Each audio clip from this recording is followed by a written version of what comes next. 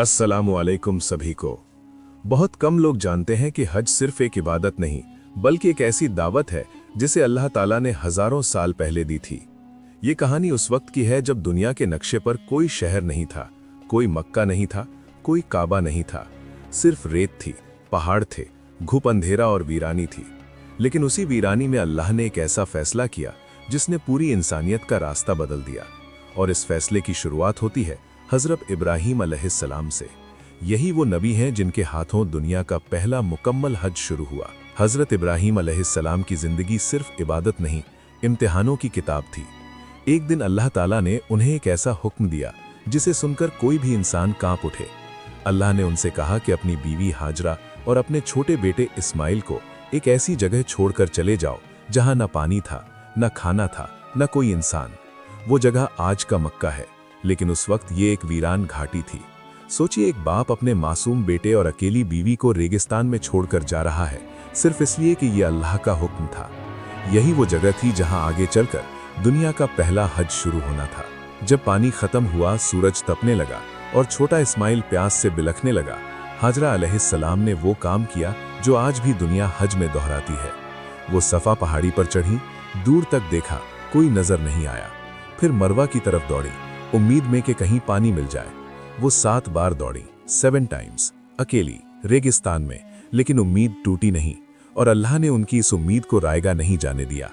इस्माइल के पास जमीन फटी और एक चश्मा उबल पड़ा, जमजम का चश्मा। यही वो लम्हा था जिसने इस वीरान घाटी को जिंदगी दी। लोग जमजम के पास बसने लगे और मक्का बनना शुरू हुआ। साल गुजरते गए, इस्माइल बड़े हुए और एक दिन इब्राहीम अलैहिस्सलाम फिर मक्का आए। इस बार अल्लाह ने उन्हें एक ऐसा काम दिया जो आसमानों में भी दर्ज है, काबा की तामीर। सोचो, ना मशीनें, ना मजदूर, बस एक बाप और उसका बेटा। इस्माइल पत्थर लाते थे और इब्राहीम उन्हें जोड़कर दीवारें उठाते थे। दोनों बाप बेटे एक ही दुआ बार बार पढ़ते, ऐ हमारे रब, हमसे ये खिदमत कबूल फरमा। उस वीरान घाटी में अल्लाह का घर खड़ा हो गया और अब वक्त आ चुका था उस हुक्म का जिसके लिए पूरी इंसानियत इंतजार कर रही थी। काबा बनते ही अल्लाह ने इब्राहीम अलैहिस्सलाम को एक ऐसा हुक्म दिया जिसे सुनकर वो हैरान रह गए। लोगों में हज का ऐलान करो। इब्राहीम ने अर्ज की, ऐ मेरे रब, यहाँ तो कोई भी नहीं है, मेरी आवाज कौन सुनेगा? अल्लाह ने फरमाया, आवाज तुम दो, पहुंचाना मेरा काम है। फिर इब्राहीम एक ऊंची जगह पर खड़े हुए और पुकारा, ऐ लोगो, तुम्हारे रब ने अपने घर का हज तुम पर फर्ज किया है, तुम अपने रब की तरफ आ जाओ। उस दिन जो आवाज गूंजी थी उसका जवाब आज भी लाखों हाजी हर साल देते हैं, लब्बैक अल्लाहुम्मा लब्बैक। यानी दुनिया का पहला हज इब्राहीम अलैहिस्सलाम ने किया। अब लोग आने लगे, तवाफ होने लगे, कुर्बानियां होने लगीं, अरफा में ठहरना शुरू हुआ। लेकिन वक्त गुजरा और जाहिलियत का दौर आ गया। लोगों ने बुत खाने बना दिए, रस्में जोड़ दी और हज की असल शक्ल बिगड़ने लगी। लेकिन अल्लाह ने इस इबादत को ऐसे ही नहीं छोड़ना था। फिर वो वक्त आया जब रहमतुल लिल आलमीन सल्लल्लाहु अलैहि वसल्लम दुनिया में तशरीफ लाए।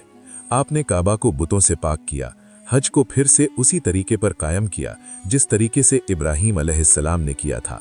और फिर आप सल्लल्लाहु अलैहि वसल्लम ने खुद हज किया और दुनिया को हज का सही तरीका सिखाया। हज सिर्फ कुछ अरकान नहीं बल्कि इंसान की पूरी जिंदगी की कहानी है। एहराम पहनते ही इंसान समझ जाता है कि एक दिन उसे इसी तरह दुनिया छोड़कर जाना है। तवाफ सिखाता है कि अल्लाह ही जिंदगी का असली मरकज है। सही सिखाती है कि कोशिश इंसान का काम है और मदद अल्लाह की तरफ से आती है।